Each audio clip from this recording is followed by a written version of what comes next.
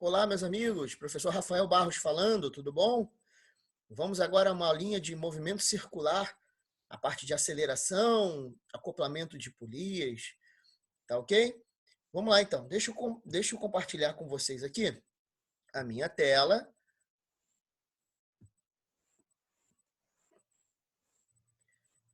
Então, tá aqui. Deixa eu abrir aqui, aumentar esse slide. Tá aí, né? O movimento circular uniforme. A aceleração desse movimento, né? Qual é o tipo de aceleração que ele tem? Então, como a gente está tratando de movimento circular uniforme, a única aceleração que eu tenho é a aceleração centrípeta. É claro, se o meu movimento não for um movimento circular uniforme, né? Se ela for um movimento circular variado, uniformemente variado, aí eu já ganho uma outra aceleração, que não vem ao caso agora, tá? Não vem ao caso. Vamos pensar no movimento circular uniforme. Então, a única aceleração que eu tenho é a aceleração centrípeta, tá? Essa aceleração centrípeta, ela fica responsável por mudar a direção do movimento, né? Fazer com que o móvel descreva uma curva, né? Ele muda a direção da velocidade, certo? Então, ele obriga o móvel a descrever uma curva. Esse movimento uniforme, né, o movimento circular uniforme, ele não tem a tangencial. A tangencial, a aceleração tangencial, é a aceleração que modifica o módulo, né? Modifica o módulo da minha velocidade. Essa a gente não tem. Mas a centrípeta tem, né? Porque está descrevendo uma curva. Então tá aqui. Eu posso escrever a minha aceleração centrípeta como sendo v quadrado sobre r, né? Onde esse v é a minha aceleração linear. Eu posso dar uma outra cara para essa fórmula, né? Lembra lá do movimento circular uniforme que a minha velocidade ela pode ser escrita como ômega-r. Então, o que acontece aqui? No lugar de v, eu coloco ômega-r. E aí, a minha aceleração centrípeta pode ser escrita como ômega quadrado vezes r. Tá? Se você quiser, ou no meio do problema, precisar, você também pode escrever a aceleração centrípeta como sendo o produto ômega vezes velocidade linear. Não é muito comum de acontecer, mas em algum momento isso pode aparecer para você e aí você já sabe fazer de maneira rápida. Tá? Então, essa é minha aceleração centrípeta. Ótimo. Agora vamos ao acoplamento, né, de polias, né? Vamos acoplar os nossos movimentos circulares. Então, imagina o seguinte, que eu tenho duas engrenagens, certo? De um motor, e eu quero fazer essas engrenagens girarem obedecendo uma determinada regra, né? Pode ser com velocidades iguais ou com velocidades angulares iguais. Para isso, a gente vai usar o acoplamento de engrenagens, de polias. Tá? Eu vou mostrar agora dois exemplos de acoplamento, tá? Ou de transmissão. Então tá aqui. O primeiro deles, o acoplamento por correia. Eu coloco duas engrenagens, né? Duas polias, tá vendo? A 1 e a 2, e passo uma correia por elas. Quando eu faço isso, eu estou garantindo para você que a velocidade da engrenagem número 1 é igual à velocidade da engrenagem número 2, a velocidade linear. Tá? Então, ó, tá aqui um outro acoplamento, que é o acoplamento por contato, tá vendo? Naquele primeiro acoplamento, eu utilizei uma correia. Nesse acoplamento aqui, eu estou utilizando o contato entre as engrenagens. Elas estão em contato direto.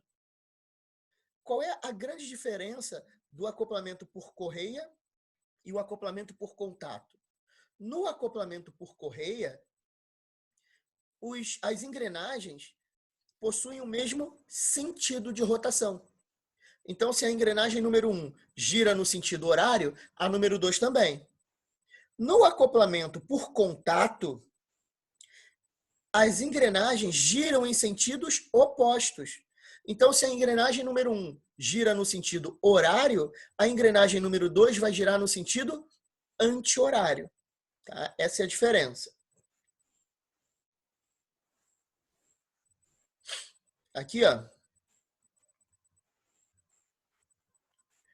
eu tenho aqui os dois modos de transmissão, já mostrei para vocês.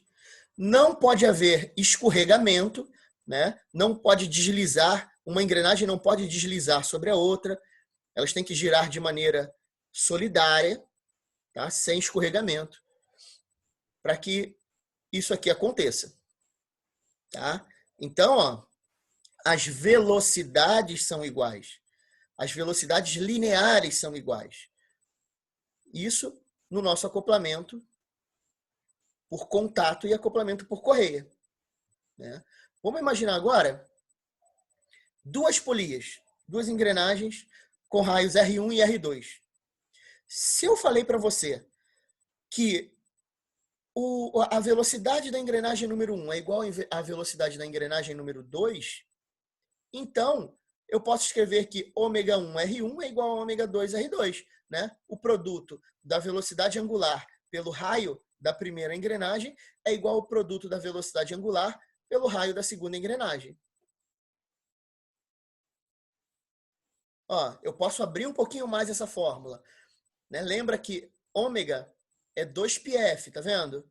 Então ficou agora, na esquerda da igualdade, 2πf1r1 igual a 2πf2r2. Como 2π é igual, né? Eu posso cortar e sobra para mim F1R1 é igual a F2R2. Isso aqui está te dizendo o seguinte. Olha, eu joguei o F2 para o outro lado e o R1 para a direita do igual. Observa que a frequência F2 e o raio R2 são grandezas inversamente proporcionais. Da mesma maneira, F1 e R1. Isso significa que, se eu aumento o raio, a frequência diminui. Se eu diminuo o raio, a frequência da engrenagem aumenta. Tá? Então, quanto menor for a engrenagem, maior é a frequência de rotação que ela possui. Tá aí.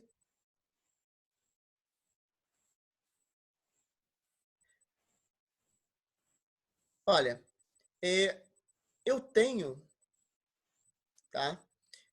Que as minhas engrenagens, tá? Elas também podem ser acopladas de maneira coaxial. Né? O que acontece? O que é um acoplamento coaxial? É aquele acoplamento em que as engrenagens estão no mesmo eixo. Elas giram junto com o eixo onde elas estão. Imagina o jogo de totó. Né? O jogo de totó, quando você gira a alavanca, todos os bonequinhos que estão presos na tua alavanca, né, na tua haste, giram iguais, giram com a mesma frequência. Isso é um acoplamento coaxial. Né? Os bonequinhos compartilham o mesmo eixo. Para esse acoplamento, eu vou dizer que as frequências angulares, né, as minhas velocidades angulares e as frequências são iguais. Ou ainda, se vocês quiserem escrever que ômega é V sobre R, também pode. E aí, você tem a relação entre as velocidades e o raio. Aqui, no acoplamento coaxial, a velocidade e o raio são grandezas inversamente proporcionais. Olha. Aliás, desculpa, são grandezas diretamente proporcionais, tá vendo? Tá aí, ó. Se o meu raio 1 aumenta, o meu V1 também aumenta. Tá? Então, velocidade e raio são grandezas diretamente proporcionais. Tá ok, pessoal?